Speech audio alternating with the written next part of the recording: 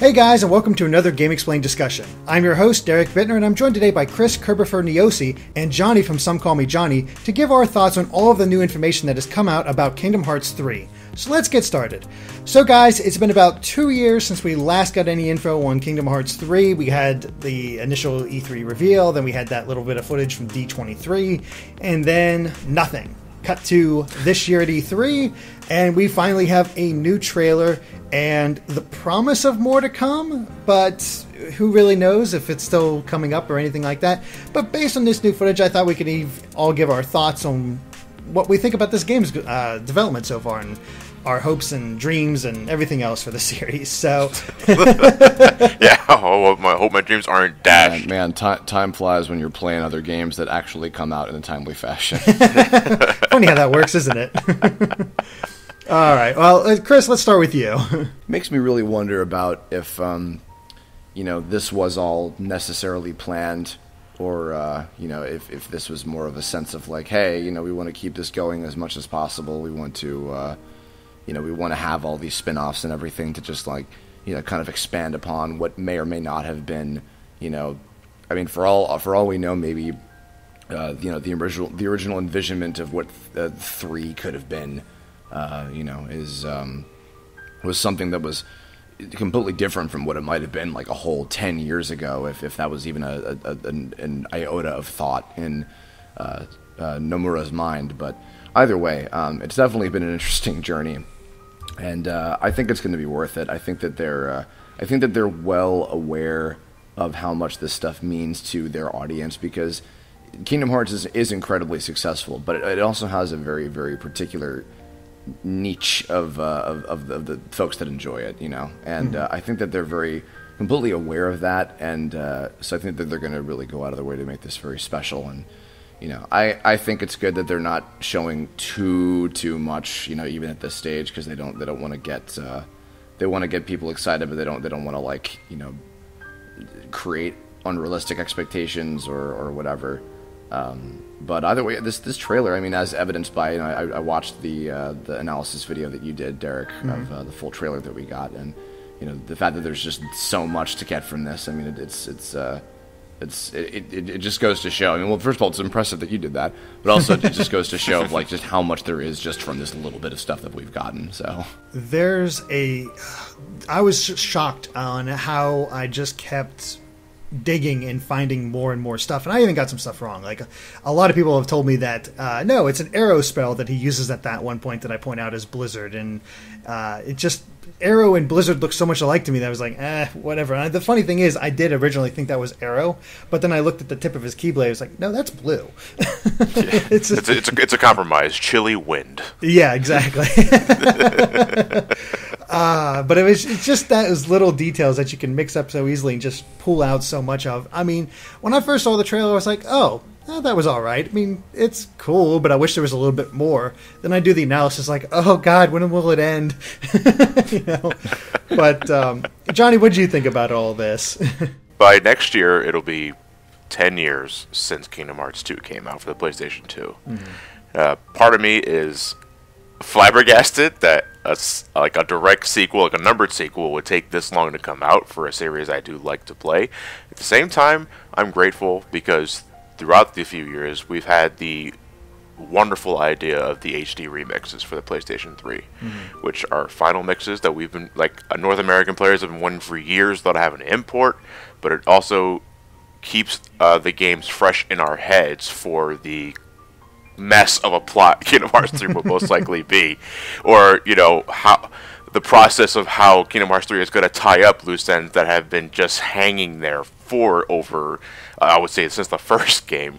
Yeah. And in that essence, I'm happy about that, because I'm the Kingdom Hearts guy that doesn't play for the story. I'm all about flying all over the place and whipping things with my Keyblade because I can do that, and it looks so stylish and so awesome. So I'm obviously looking forward to this. On the PS4, it looks gorgeous. I can't wait to see what Sora, Donald, and Goofy can do with the new high-def technology, and what that entails for the future of the series. Because they've already made it clear that the third is not the final one.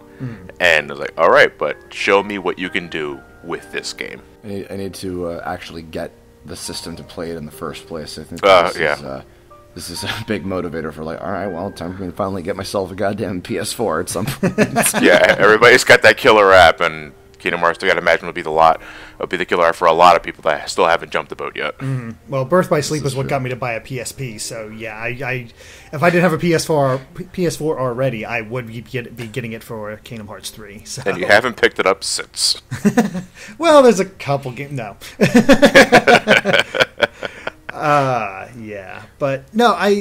The funny thing is like, we talked about how that it's been 2 years since we got anything, and I do wonder if it was sort of like a situation where Square Enix all of a sudden said, okay, Nomura, we're pulling you off Final Fantasy, we're putting you on Kingdom Hearts, make something for E3. What? And we got that little, like, Target video almost for the reveal trailer, because he said they didn't really have any ideas or systems in place, they just sort of had a rough idea. And now with this new trailer, I think we're finally getting a look at what the final game will really look like, what they're really going to do with it. And I'm liking the direction. One of my big complaints about Kingdom Hearts 2 was how small the worlds felt. You easily went from place to place to place to place, and there was no real exploration to it. Now, Final mixed all of this a little bit with the puzzle pieces, but it was sort of like artificial in a way, because the areas were still as small as ever. You just had to return to it so you can get those puzzle pieces. And that was always something I've noticed quite a bit ever since Kingdom Hearts 2, is that the areas tended to be a little smaller. They opened up a little bit with Dream Drop Distance because of the flow motion system, but sometimes they felt too big and too empty. I'm hoping they'll find that right balance with Kingdom Hearts 3 and just the sheer size of these worlds, because we saw them climbing up what I assume to be Mount Olympus and just jumping off, and you could just see all these different places that you could go to and so far into the distance, and even places that you're already at. So it looks like each world will have its own complete area that you can explore, which I'm really excited about. I think that's really cool. I'm still learning a lot about game design, so I don't claim to be any kind of expert on the subject, but in my experience from just being a creative person in the entertainment world in general, is that a lot of when you have a long-running franchise or series of any creative medium, a lot of the early incarnations of stuff, succumb to limitation or lack of experience, or, not to say that the folks at Square were inexperienced when they did Kingdom Hearts 1, but just, it was more so, I think, technical limitation and,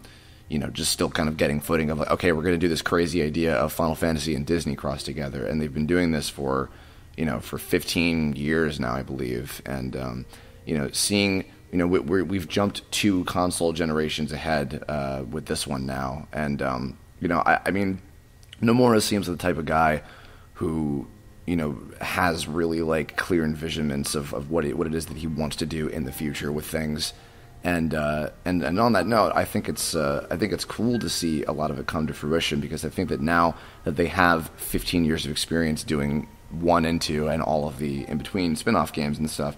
And then now that they have this really powerful hardware at their disposal, it's like they can do things that, for all we know, maybe they wanted to do in the first game and just weren't capable of yet for one reason or another. And and even if it's I think that the HD remixes, which John was talking about, I think they've definitely helped in terms of like making everything feel relatively consistent and getting people caught up to speed on what the hell's going on for another subsystem of itself. But yeah, I think even though 3 could very well be leaps and bounds ahead of anything that we've ever had in the franchise before. It's funny because sometimes I think about like something as simple as, say, like in cutscenes where, if a character is far away, they'll just have that texture of the mouth flap animation, like the anime style open mouth, open, close, etc. kind of thing. Mm-hmm. That's very much clearly a technical limitation type of thing. And probably just for the sake of expediency to get all these cutscenes time. In this case, I would not be surprised if literally every single cutscene is fully animated, like fully set up and everything, and it's not it's not like just kind of done in an expedient style. I think that there's going to be a lot more attention to detail in everything in this particular installment of the series is going to be like on just a grander scale in all aspects in terms of like the game itself, not even just the story, of course, because it's a big climatic point in this arc and everything with Xehanort, but just as a game itself, I think it's going to be on a way bigger scale than we've ever had before. So, a part of me, I agree on what the game could entail for the new hardware. It could be a reason also why they completely skipped the last generation in terms of consoles. I think a part of me was thinking they were using Final Fantasy as their testing grounds. As weird as that sounds, because as Kingdom Hearts was sleeping, Final Fantasy was going through so many evolutionary changes, and you could totally see nowadays that a bit of Kingdom Hearts is bleeding into Final Fantasy with how 13 was changing the battle system and how 15 looks, which pretty much is Kingdom Hearts, only Final Fantasy-ish. So I'm hoping, thanks to the added development time, I don't know how long they've been working on Kingdom Hearts 3, I'm hoping it's a solid product. I like to think it's going to be a solid product, and I know it probably is, because I know the gameplay is going to be pretty much an enhanced version of what we have in 1 and 2, which I love. I'm hoping that the expansive worlds are full of things to do, and not just, ooh, pretty canyon, but that's all there is, the canyon. And, again, I just want activity, because, Derek, you're mentioning how the worlds of Kingdom Hearts 2 were not very interesting. I would say it's more because it was flat. There were a few times you jump here and there to get a treasure chest, but besides that, there was nothing else going for it. I sound like I'm beating a dead horse. If those who are watching my Kingdom Hearts 2 Let's Play on SGB, I don't like the Pride Lands, because I think that is like the epitome of what Kingdom Hearts 2 did wrong for level design. I've seen the trailer for Kingdom Hearts 3 a lot of times, and it looks like they're doing a good job with that.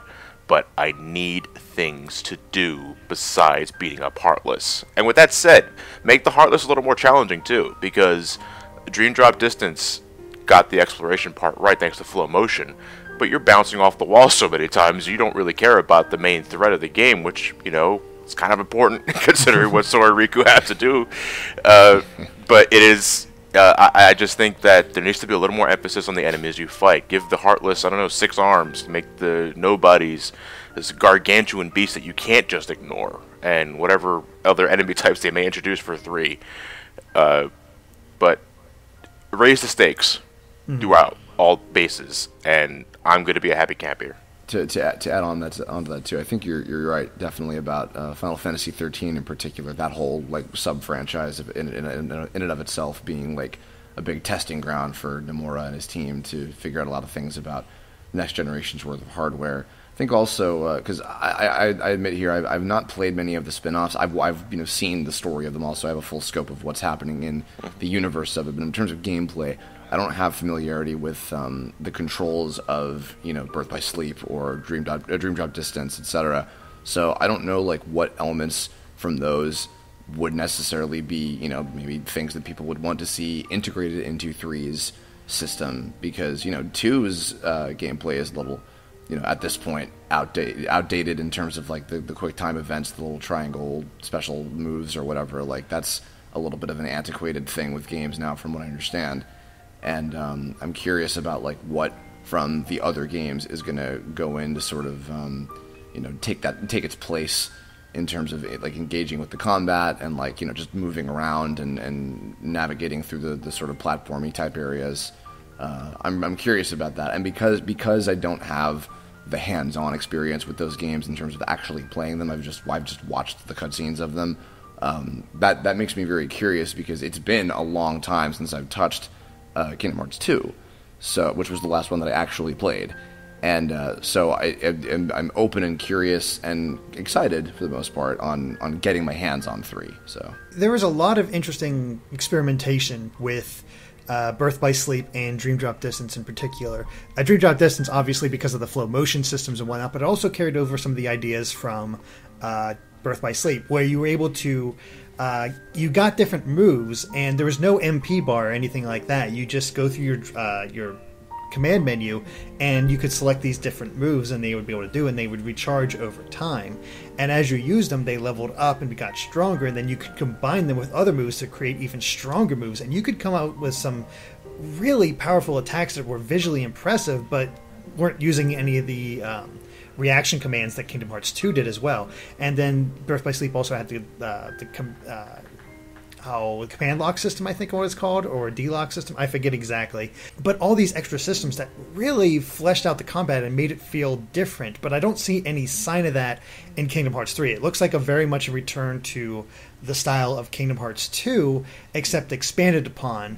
And we see that in two different ways. We see that with the Disney rides, which look absolutely ridiculous, and I kind of love them for and it. And very dangerous, by the way, too. Yeah, just a little bit. Sora should really get off that boat. I mean, my fear of ever going on any kind of death-defying rides and hurling, I think, is all kind of integrated into Sora's new attacks here, so that's pretty great. And then the scene with Goofy fighting those, like, because you were talking about rather than fighting, you wanted a bigger challenge from the Heartless. And I think we kind of see that with those Minotaur enemies, where you actually, in order to stop their charge attacks, you have to form up behind Goofy, and he breaks through them. Like, he stuns them, and then you just charge through them and send them flying all over the place. So there is the sense that the challenge might be a little higher than before, that there is a sense of this climactic fight where you're doing all this crazy stuff. And one of the things I failed to mention in the analysis, I just cut it for time, was when you're fighting the Rock Titan, you actually crack his foot. We've never seen that in a Kingdom Hearts game before, so it really does give this great sense of finality to everything. I was like, oh man, are we finally going to kill this thing after how long? That sort of thing. But I mean, what are you guys' takes on all these just different like gameplay elements we've seen so far as far as combat? The thing with Goofy, I always took as a glorified reaction command, considering, in Kingdom Hearts 2, you had certain Heartless nobodies that you needed to have appropriate reaction commands in order to even inflict damage to, or, just defend from a certain annoying attack that they had, which they was really annoying. But I like that team-up aspect because it puts more emphasis on your team. Because, let's be honest, what are Donald and Goofy known for in Kingdom Hearts 1 and 2? One's known for giving a MP gift because he's not using the MP, and the other one misses his spells all the time. I like the emphasis on teamwork. Gives Donald and Goofy more purpose besides one just healing me and the other doing whatever he wants. So in that essence, I like it. Because before then, teamwork was limited to... Kingdom Hearts had the Trinity limits, which I wouldn't mind seeing coming back, because that's something that I think is a reward for going on my way to explore stuff. You're going up a deep jungle or something like that, and you see a little mark on the floor, it's like, hey, I found something. It's like, now I'm going to activate it. But if teamwork is incorporated well into battles, I'm all for that, because I think that would... I love when I do something very cinematic in a Kingdom Hearts battle, because it feels so satisfying to deliver a final hit that way. And if I can do that with my teammates who've been traveling with me through thick and thin for so long, I just think the emotional connection would be greater, and that's something I'd like to see Kingdom Hearts 3 emphasize. Springboarding off that, and this is kind of dipping into the story territory for the game, but it's relevant to gameplay.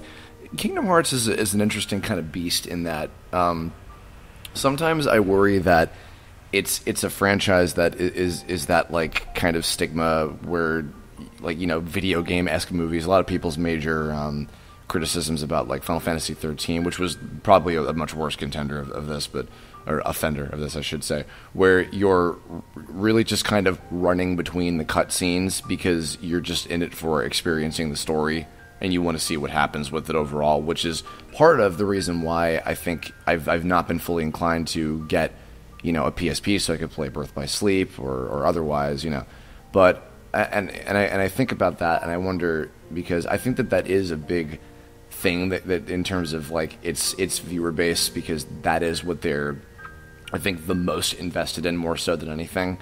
And I think about it from like through the eyes of the developers themselves, who are like, they're creating a video game first and foremost, like that's what it has to be. And I think about, how much value has to be placed on, making this like a really engaging story experience, as well as, just fun to actually play. Like if you were just like somebody who skipped past all the plot and you were just fighting enemies, like, are you just going to get bored after like hitting A, like shooting things or whatever, or smashing things, etc. And it looks like, from, especially based on your analysis, Derek, that there's a lot more thought that at least it appears to be, from what they've shown, that has to go into how you actually progress through the game with combat. The boss battles, I think, are definitely always like, they stand out in terms of like how you got to beat Big Genie Jafar or Ursula or whatever. But with the enemies in particular, I'm seeing that it looks like there's a lot more thought you have to put into like actually getting through some of these areas.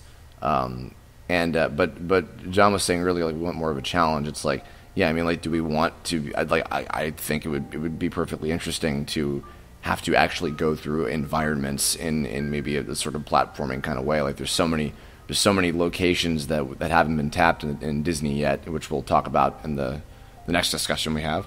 But yeah, there's so much more that you can do. There's so many different options, and I wonder about like what is important in terms of like the full game's development, when in contrast to, we have to get to this place so they can do this, and we have to meet this character so we can get this plot point covered, and meet this person so this thing can line up for the final battle against blah blah blah, etc. Like I try to like really, as best as I can, place myself in like the mind of somebody working on the game that has a full scope of it, and finding that balance of like, we have to make this a satisfying story experience, especially for the people who have been expecting this for a very, very long time. And we have to make it as fun of a game as possible, and really improve and push ourselves and make this something that is better than anything we've done before with this particular franchise. And that's a lot of pressure. I mean, that's a lot of different things to have to keep in mind, and you have to do them to the best of your ability and make them like fun, so people are engaged and their attention is kept and they feel that their money is worth it. Yeah. It is, but I kind of have faith, based on what I've seen so far, that they have that ability. Yes, the story might be very confusing for those who haven't followed it closely or looked on any of the forums to try to get explanations or anything like that. But even despite that, I have a feeling they'll keep things simple as you're going from set piece to set piece to set piece, at least with the Disney worlds. Where it's going to get a little tricky is, okay, what's Riku going to be doing at the time? What's Kairi going to be doing at the time? Are they going to be playable? Because now just about everybody and their mother has Keyblades at this point. So, are we going to see aspects where, okay, we play as Sora in his classic ways, but when we take over Riku, he plays like, Birth by Sleep characters or something to that effect, where you'll be able to have different systems in play? Or are they going to just keep it focused on Sora? There's so many variables that we don't know yet, and it makes me curious, excited, but a tad bit worried. Just with, like, what are they going to do? How are they going to handle this? And it's impossible to say at this point. And all we have to do is, again, go on blind faith. But I think I've never been fully disappointed by a Kingdom Hearts game. I've been like, 358 isn't that great. Recoded isn't that great. It's like, I don't think, have you played 358 Days Over 2? Yeah. It has its elements where I enjoyed it, but yeah, it's definitely the weakest. Yeah, that was one where it was very clearly like, all right, people really like these organization characters. Let's put in a little thing. What can we do? How did Roxas get 2 Keyblades? Here's a story about that. Okay, moving on. Yeah. You like sea salt ice cream? Yes. I love it. Let me tell you. Salt ice cream, Roxas.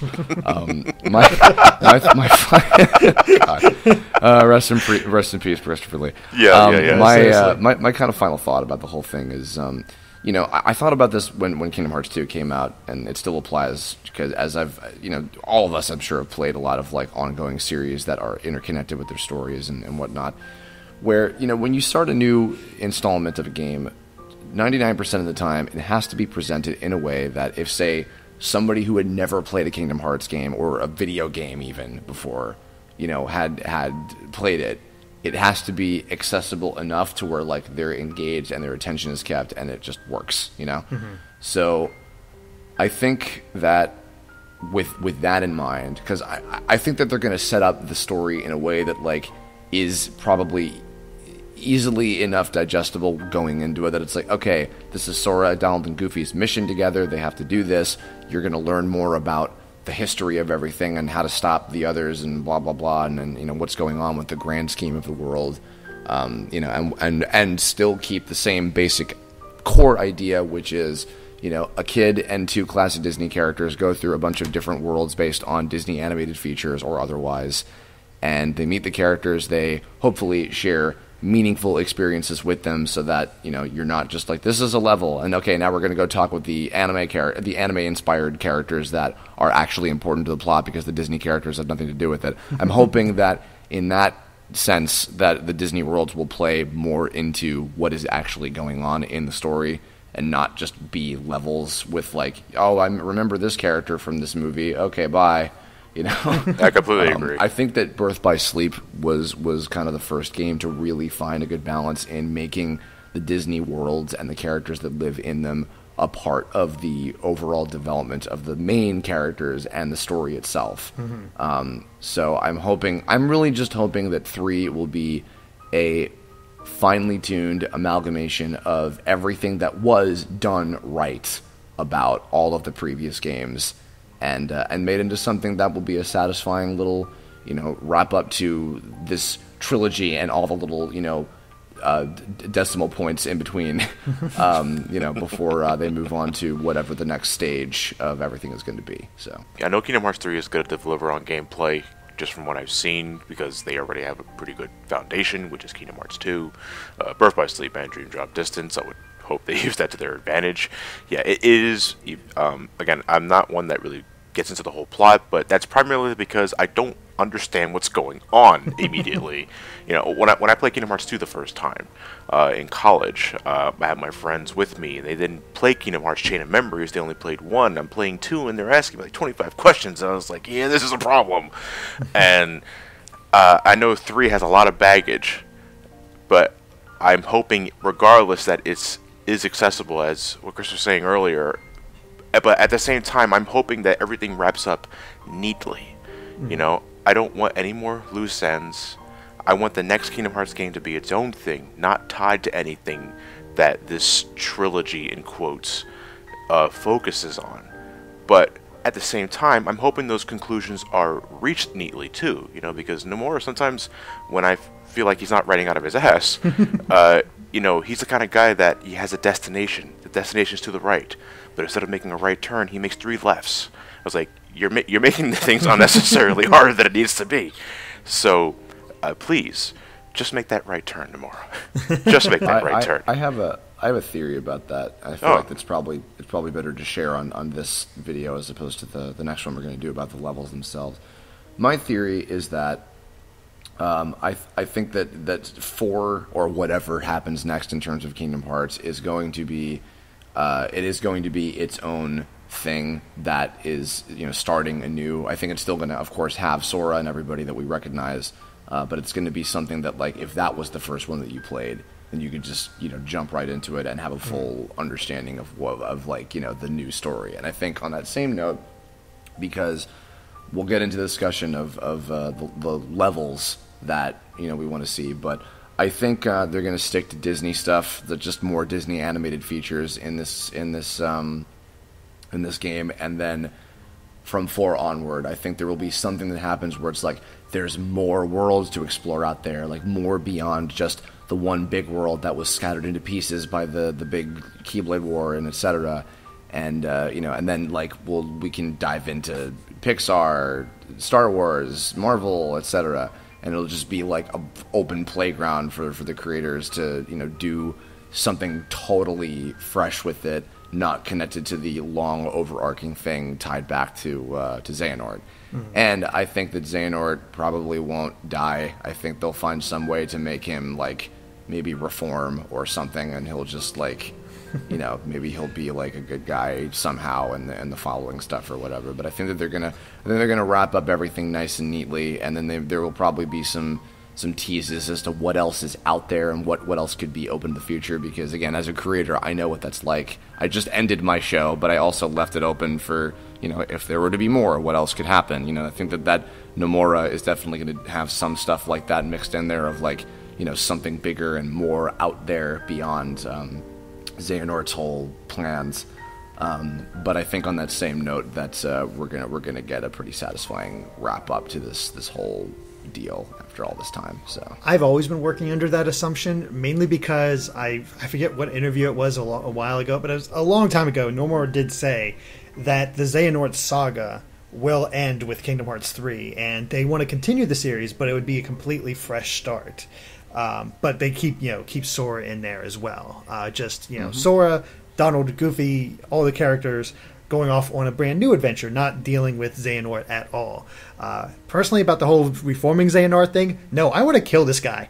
Yeah, I do too. Yeah, kill the bastard. I don't care. Yeah, he's been a thorn in our sides for so long, and he has been so damn evil throughout the entire series. I mean, I agree, but I mean, I think just from a you look at what happened with Axel, where it's just like, I'm here too because I'm really popular. I have a Keyblade now. It's like Xehanort is so popular, they will find some way to reform him or rebirth him or something. I don't know, but he won't die. I think he'll be defeated and his plans will be shattered, and maybe he'll see the light or something. I don't think he's going to be, like, dead. Also, because that's not Disney style to just kill somebody. Wait, yes it is. Yeah, it is. Yes it is. Have you seen Tarzan? I mean, not in how this franchise has been handled. I get what you mean. In the way that this particular franchise has been handled, in that it's like very few characters actually, like, quote unquote die. I think that they're not going to actually, like, kill off Xehanort flat. Because what? Are we going to come back to, like, with you know, you think about Avatar, where it's like, Aang has to kill the Fire Lord, who is a total bastard, and he needs to pay for what he's done, but he's not going to do that, and he doesn't do that. Spoiler. It's years ago, you should have watched it by this point. You know, it's like, I really do think that they're going to do something with that. And again, even just from the production standpoint, it's like, Xehanort's popular. We'll find some way to bring him back for the people who like him, because there are people who like him. But he's popular because he's evil. And Sora's never been one to shy away from killing somebody. You know, he will take. He took out, you know, both versions of Ansem, Nobody and Heartless. He's took out most of the Organization 13 with no qualms whatsoever. You know, they just happen to come back for one reason or another. Like, Sora is the type, to me, that would absolutely just finish off Xehanort. Sure, I'm sure he'll defeat him for sure.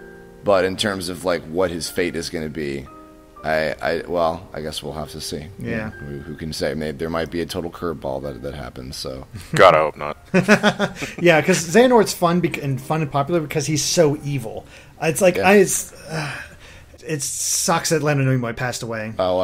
Yeah, you know, it's funny. I kind of selfishly, part of me hopes that Leonard Nimoy and Christopher Lee recorded their parts already. Well, they never brought back Christopher Lee because they have...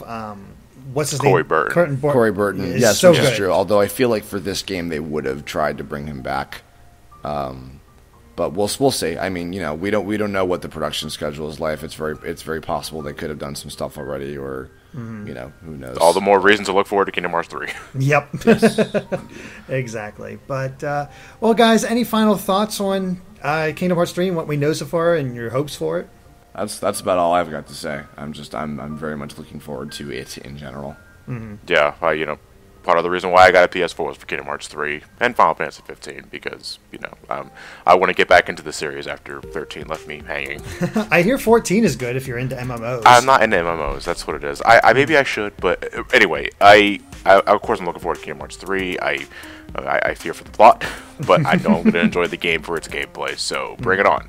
Yeah, and it might be coming sooner than we think because of that whole damn calendar thing, which That's true. Who knows if that's actually true, that we might get it December of, I forget the exact date, but it's basically next year, late next year, which maybe, hopefully, that'd be nice. I know they said they're planning to release more information at coming events, including D23, so it really feels like they're ramping up the hype machine for Kingdom Hearts 3, and I'm really looking forward to seeing what else they come out with. Faux show. Yep. Alright guys, well I think that covers it for our Kingdom Hearts 3 discussion, so thank you guys for watching, and if you like this video, be sure to like us on Facebook and Twitter at GameXplain. And Chris, where can they find you at? You can find me at Kerbifer on Twitter, or you can check out my YouTube channel, Kerbifer15. I'm sure Derek will have links in the description. Mm-hmm. I just finished up a series called Terrain of Magical Expertise. We just aired our final episode at Anime Expo and premiered it a couple days ago, whenever this comes out. And I do vlogs and other such things. I might be asking a few people from GameXplain to join me on one about Kingdom Hearts in the future. We're talking off screen about that. Yeah, I do lots of stuff. You can find me on all of those things. Awesome. And Johnny, what about you? Okay, I also have a Twitter account at Some Call Me John. The John spelled Jon. Sorry, character limits. But yeah, I do a review channel, and recently I just looked at the Shantae series from Way4 Technologies. You can find me at youtube.com/SomeCallMeJohnny. Again, Derek's going to have links in the description below. But to be more topical, I also have a Let's Play channel, Super Gaming Brothers. SGB likes to play, and we're currently doing Kingdom Hearts 2. Final mix, and I apologize to any of those that really like the plot because we completely riffed the hell out of it. But yeah, we're having a lot of fun doing that right now, and stop on by, maybe you'll enjoy it as well. Alright, yeah, but check them both out, they're great stuff. And of course, stay tuned to GameXplain for more on Kingdom Hearts and other things gaming too. Until next time guys, bye.